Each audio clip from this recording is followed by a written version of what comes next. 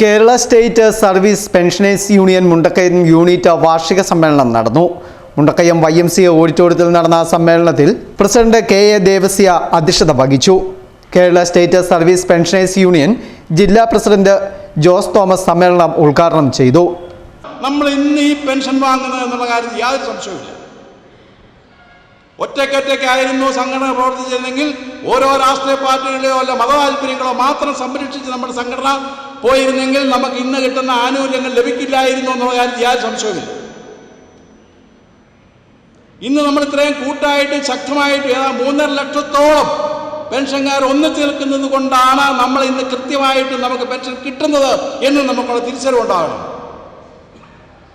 ഇവിടെ ജീവിക്കാൻ വേണ്ടി വെറും 1600 2000 രൂപ കൊടുക്കുന്ന ആളുകൾക്ക് പോലും പെൻഷൻ മുടങ്ങിയിട്ടുണ്ട്. ദിവസങ്ങളെല്ലാം മാസങ്ങൾ മുടങ്ങിയിട്ടുണ്ട്. നമ്മുടെ പെൻഷൻ നമ്മളെ മേടിക്കുന്ന തുകയെക്കുറിച്ച് ഞാൻ വിശദമായിട്ട് പറയുന്നില്ല. എന്നാൽ ഓരോരുത്തർക്കും അറിയാം ഇത്രയും തുക ഒരു ദിവസമെങ്കിലും മുടങ്ങിയോ?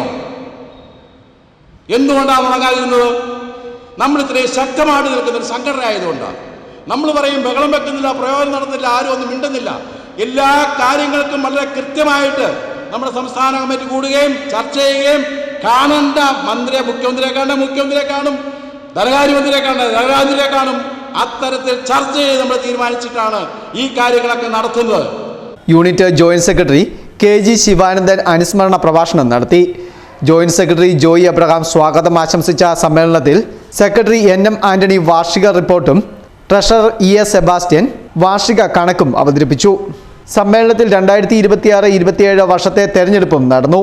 Block president K Jose Madukkuzhi വരണാധികാരിയായിരുന്നു.